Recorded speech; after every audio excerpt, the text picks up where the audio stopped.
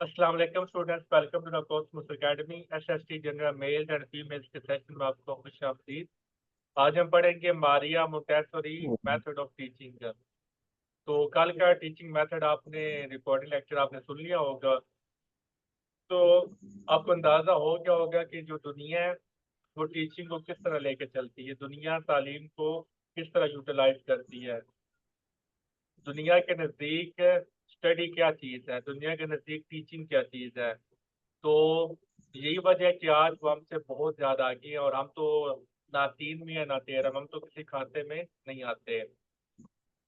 तो मारिया मोंटेसोरी इन्होंने भी टीचिंग मेथड अपना दिया था। सबसे पहले इनके बायोग्राफ देख लेती हैं। She was Italian.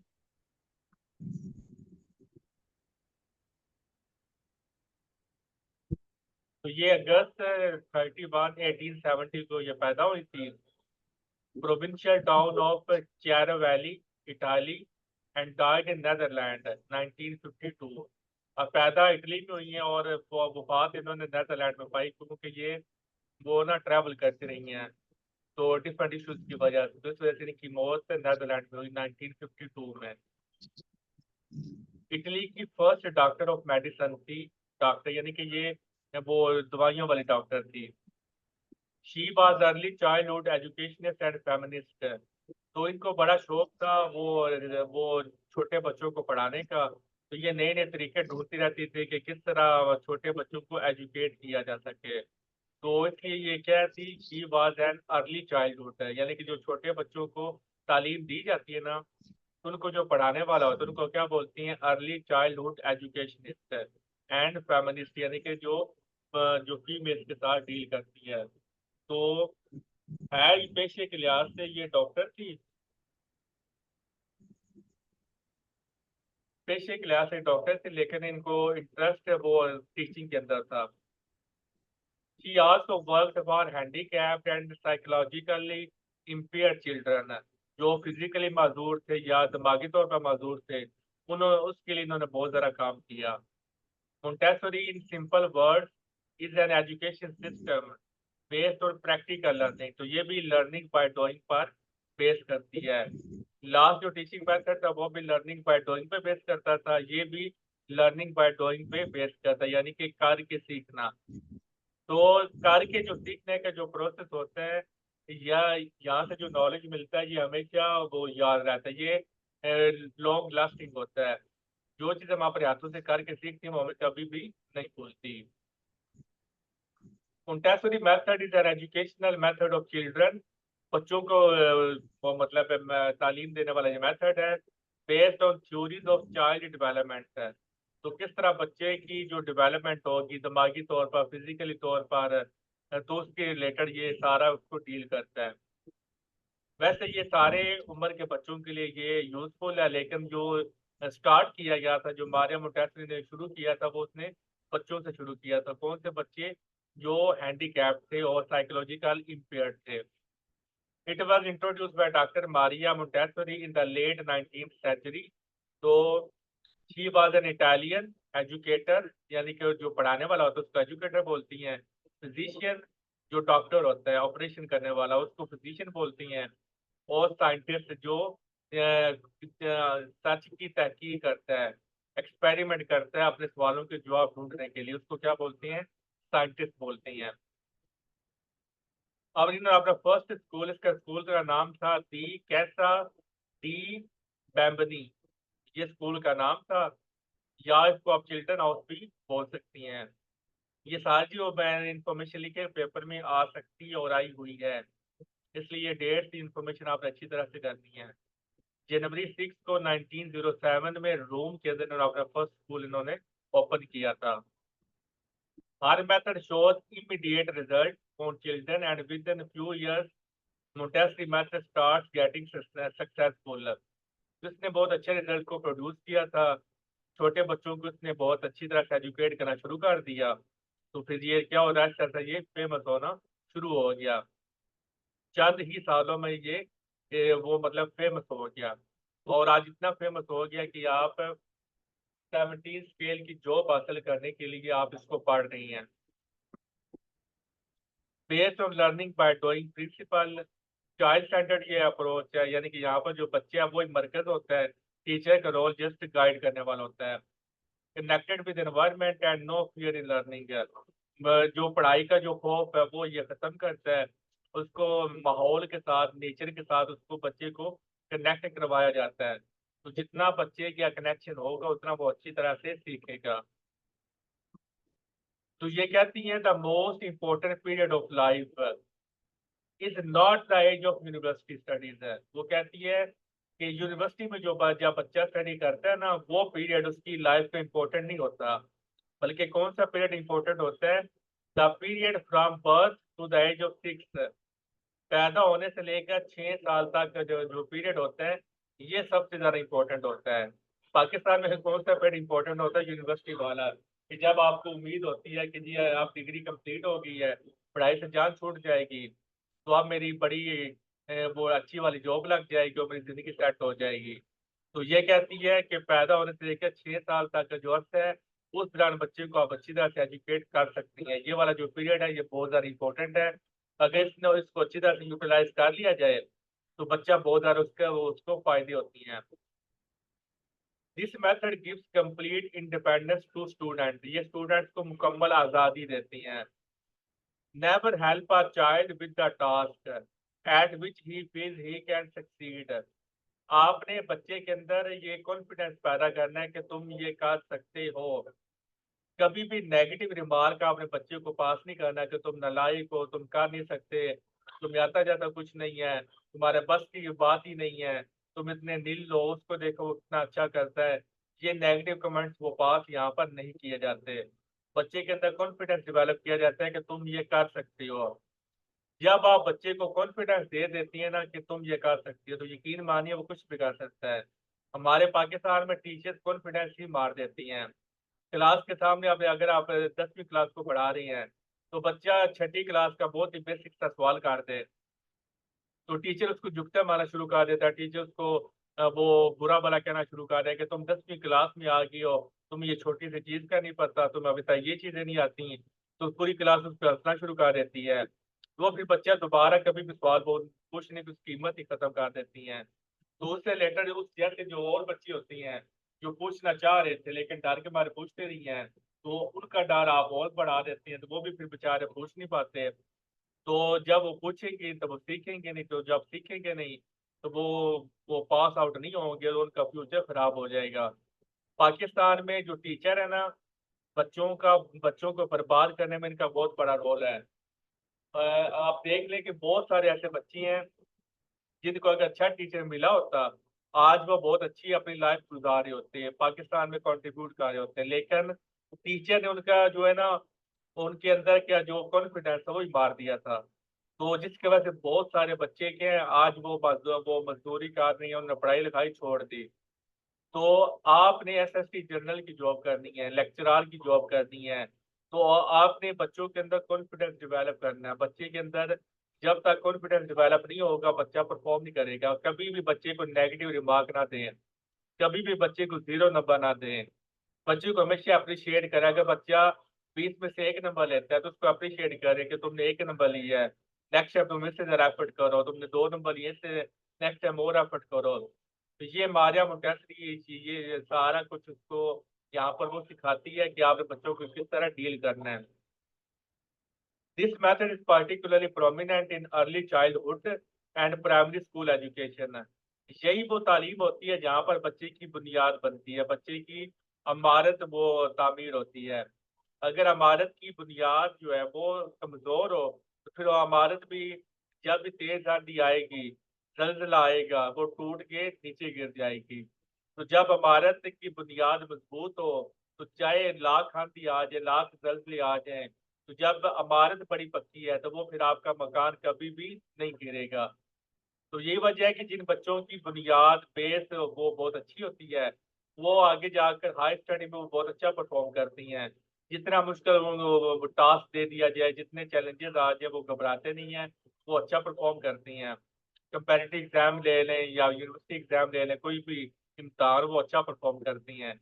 लेकिन जब आप उनको अच्छी बेसिक्स उनकी स्ट्रॉन्ग होती नहीं है, तो डंडे के दो दर से वो पढ़ाते चले जाती हैं, तो जैसे ही वो कम्पिटिटिव एग्जाम में एंटर होते हैं तो एक्सपोज हो जाती हैं। आपने देखा होगा कि मैट्रिक में 1200 में से, क्योंकि 1200 नंबर हो गए ना, तो 1200 में से 1180, 1190, 1196 नंबर लेने वाला बच्चा जब एमडी कैट या ई कैट के एग्जाम में बैठता है तो वहां पर वो मोस्टली फेल हो जाती हैं। आपने देखा भी होगा कि कोरोना में ना टेस्ट काफी डिफिकल्ट आ गया था एमडी कैट वालों का, तो पेरेंट्स और बच्चों ने एहतजाज करना शुरू कर दिया, हाई कोर्ट चले गया कि जी देखो इतना मुश्किल टेस्ट बना दिया, बच्चों के कैलिबर के ऊपर टेस्ट बना दिया। तो अगर आप इंडियन को देखें ना, इंडियन सिस्टम ऑफ एजुकेशन को देखें, वहां पर सारा पेपर होते ही कंसेप्चुअल है। वहां पर जो है ना वो ये नहीं होता कि 5 साल के गेस्ट पेपर कर लो, पास पेपर कर लो तो आप बड़े अच्छे नंबर हासिल कर लेंगे। वो बहुत ही कंसेप्चुअल पेपर बनाती हैं। वहाँ का जो एमडी कैट और ई कैट का जो एग्जाम है ना, यहाँ के तो बच्चे कभी भी पास नहीं कर सकते। मोटी मोटी बुक्स वो बेचारे पढ़ते हैं, तब जाके उनका एमडी कैट का या ई कैट का एग्जाम पास होता है। तो जब आप 2-2 हजार पेजेस की किताबें पढ़ेंगे, एक किताब नहीं बल्कि 2-2 हजार पेजेस की किताबें वो पढ़ती हैं बच्चे, न्यूमेरिकल्स की प्रैक्टिस कर करके फार्मूला अप्लाई करते हैं, तो फिर जाकर वो इस और का जो टेस्ट होता है ना, वो ये नहीं होता कि बड़ा सिंपल सा टेस्ट होता है। वो ज़्यादा न्यूमेरिकल बेस वो टेस्ट लेती हैं। अगर आप फिजिक्स की बात करें, मैथ की बात करें, घुमा फिरा के क्वेश्चन पूछती हैं, कंफ्यूजिंग क्वेश्चन पूछती हैं। तो अब खुद अंदाजा लगा लें कि जब आपने क्राइटेरिया बड़ा डिफिकल्ट कर दिया, क्राइटेरिया आपने कंसेप्चुअल कर दिया, तो वो बच्चा जब एमटी कैट का वो इम्तहान पास करेगा तो इसका मतलब वो बाकी डिजर्व करता है डॉक्टर बनना। तो जब वो डॉक्टर बनेगा तो वो कितना ज़्यादा इंटेलिजेंट बच्चा था जिसने वो इम्तहान पास किया, इतना मुश्किल है, तो वो फिर ज़ाहिर है कि बहुत अच्छा डॉक्टर बन के सामने आएगा। तो यही वजह है कि आज इंडिया हमारे से बहुत ज़्यादा आगे है और पाकिस्तान भी आज है। पाकिस्तान में मोस्टली क्या होता है, प्राइवेट वो यूनिवर्सिटियों से वो डॉक्टर बन जाती हैं, 700-700, 800-800 नंबर लेके प्राइवेट में जिनके पास पैसा होता है तो वहां से वो एडमिशन लेके वो डॉक्टर बन जाती हैं। तो ऐसे बच्चे जिन्होंने 700-800 से ऊपर उनके नंबर गए नहीं है, तो क्या खास वो डॉक्टरी करेंगे, तो उन्होंने बंद मरीज ही मारनी होती हैं। तो यही वजह है कि पाकिस्तान का व्यवहार वो बहुत पीछे रह गया है, मेडिसिन में भी, एजुकेशन में भी हर लिहाज से, क्योंकि हम बच्चे की जो बुनियाद है, early childhood and primary school education, सबसे बुरा हाल यहाँ पर होता है। गवर्नमेंट स्कूल में तो यहाँ पर कोई वर्कआउट नहीं किया जाता। गवर्नमेंट स्कूल में आज भी जो छोटे बच्ची हैं, बहुत सारे ऐसे स्कूल है वो चटाइयों पे बैठ रही होती हैं, जमीन पे बैठी होती हैं, कोई पुराना टिप्पी का रवायती उनके पास किताब होती है, कोई अट्रैक्शन किताब में नहीं होती, कोई खूबसूरती नहीं होती, कोई खूबसूरत पेज नहीं होते, कोई खूबसूरत तस्वीरें नहीं लगाई होती, अजीब सी उन्होंने तस्वीरें लगाई होती हैं बाबा आदम के जमाने की। अब देखिए जो छोटा बच्चा है, जब अच्छी खूबसूरत बुक नहीं होगी, तस्वीरें नहीं होंगी, उसका दिल ही नहीं करेगा पढ़ने को। प्राइवेट आप बुक्स देख लेना, एक्सपेंसिव होती हैं, लेकिन वहां पर उनका पेज कितना अच्छा होता है, उन्हें तस्वीर कितनी खूबसूरत लगाई होती है, क्योंकि जो छोटा बच्चा है वो अट्रैक्ट होता है, क्योंकि नेचर है बच्चे की, तो उसने इन चीजों की तरफ अट्रैक्शन आनी है, तो जब अट्रैक्शन लेगा तो वो फिर ज़ाहिर है उस किताब को खोलेगा, खोलेगा तो वो चीजों को देखेगा, अंडरस्टैंड करने की कोशिश करेगा तो फिर सीखेगा। लेकिन जो गवर्नमेंट स्कूल की किताबें होती हैं, तो उनकी किताबों का आप हाल देख लें कि जो छोटा बच्चा है, कोई उनमें अट्रैक्शन नहीं होती, तो छोटा बच्चा क्या उससे तालीम हासिल करेगा। तो जहाँ से बच्चे की बुनियाद बननी होती है, हम उस बुनियाद को ही मलिया मेट कर देते, सत्यानाश कर देती हैं। तो यही वजह है कि गवर्नमेंट के बच्चे तो और ज्यादा जो है ना, उनका वो मामला खराब होती हैं। प्रिंसिपल ऑफ मारिया मोटेस, अगर आपने एजुकेशन हासिल करनी है मारिया मोटेसनी मेथड से, तो आपको क्या करना पड़ेगा, इन प्रिंसिपल को फॉलो करना पड़ेगा। सबसे पहला प्रिंसिपल, बच्चे को रिस्पेक्ट दें, बच्चे के बुरे नाम ना पुकारें, बच्चे को सीधा मिद्दा, काना, गंजा, इस तरह के जो है ना, कालू, कौडू, इस तरह के जो नाम है वो बच्चों को ना दें, बल्कि बच्चे को उनके नाम से पुकारें। हमारे जो गवर्नमेंट स्कूल में होते हैं ना, खास करके नाम को बिगाड़ देती हैं, तो अजीब से उन्होंने नाम रखे होते हैं, तो सबसे पहला काम वो एज अ टीचर की क्या कर देती है, और गलत कार्य होती है। टीचर का सबसे पहला काम ही क्या होता है, बच्चे को रिस्पेक्ट देना। आपके घर में भी छोटे बच्चे होंगे, तो छोटे बच्चे को तुम कह के नहीं बुलाएं, बल्कि आप कह के बुलाएं। तो जब आप छोटे बच्चों को रिस्पेक्ट देंगे तो वो आपको रिस्पेक्ट देंगे, क्योंकि उन्होंने आपसे सीखना है। हाँ जी, पाकिस्तान में वो पहली जो बात है बच्चों को मैं मुझे इसलिए ऐसे बार बत्ती आ रही है कि ऐसे ऐसे अजीब नाम रखे होते हैं, वो जुगते मारते हैं टीचर जो होते हैं, तो बड़ा वो फनी होता है। तो सबसे पहली बात जो होती है ना, बच्चे को रिस्पेक्ट ही नहीं दी जाती। She believe that children should be respected, बच्चों की रिस्पेक्ट की जानी चाहिए। The respect is shown for the children by not interrupting their concentration.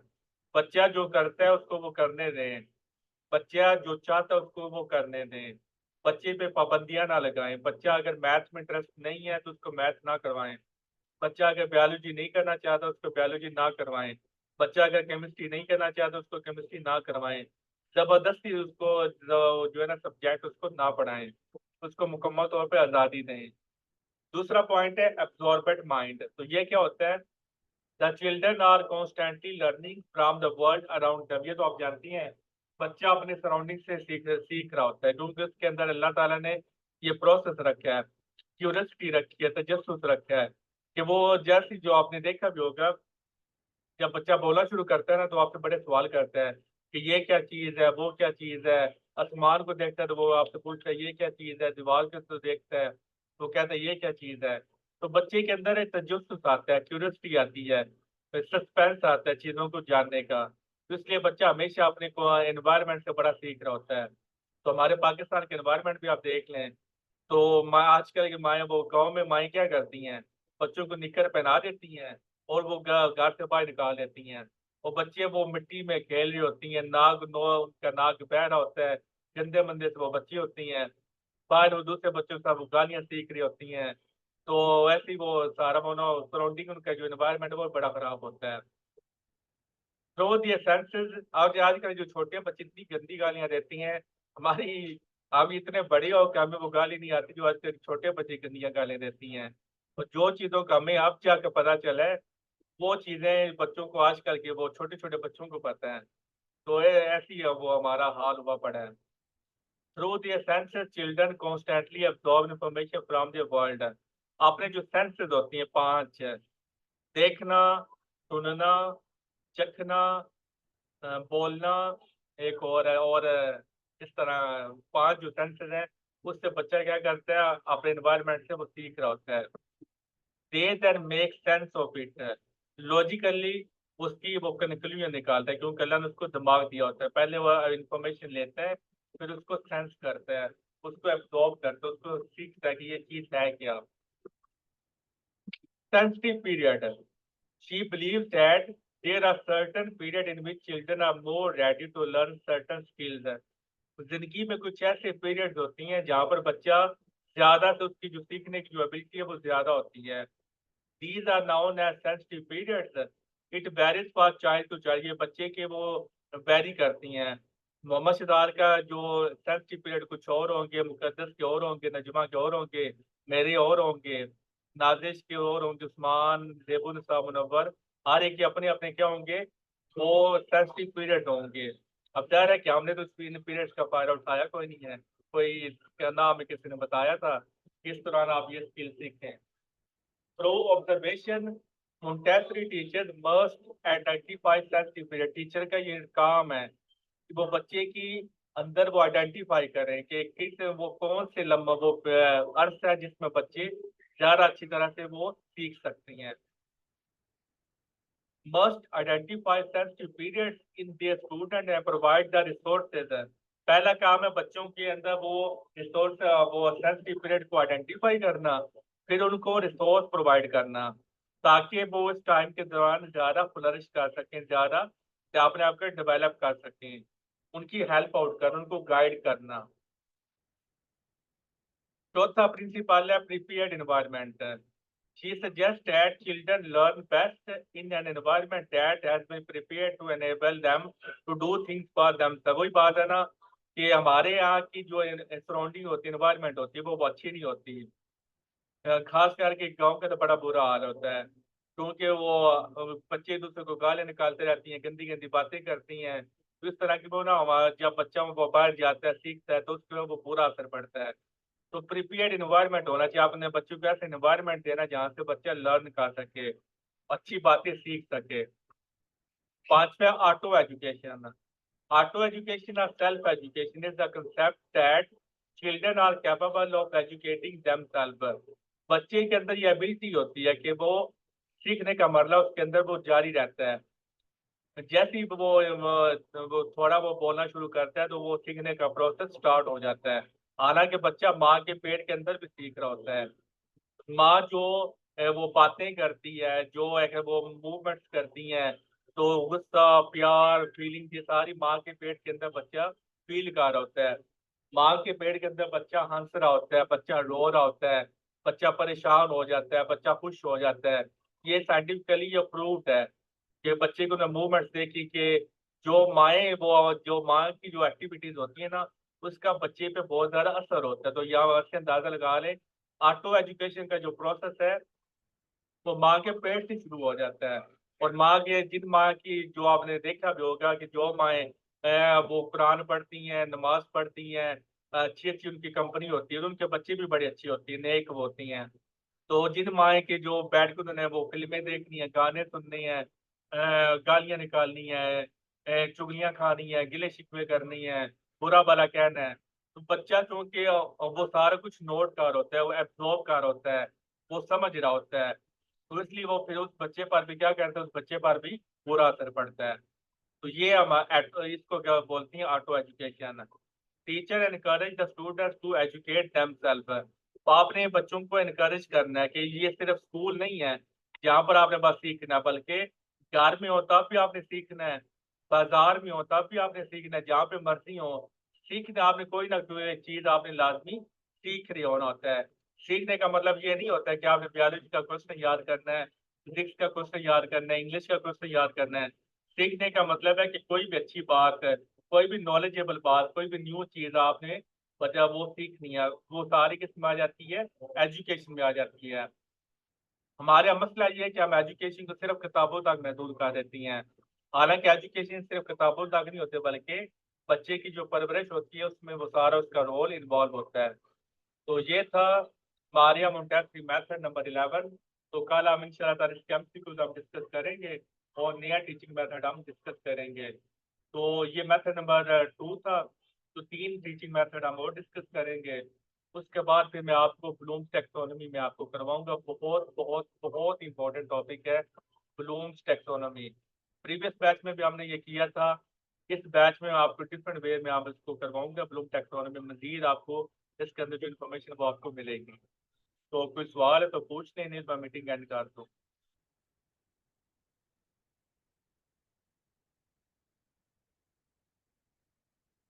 आज का लेक्चर क्लियर है तो चैट बॉक्स में बता दें।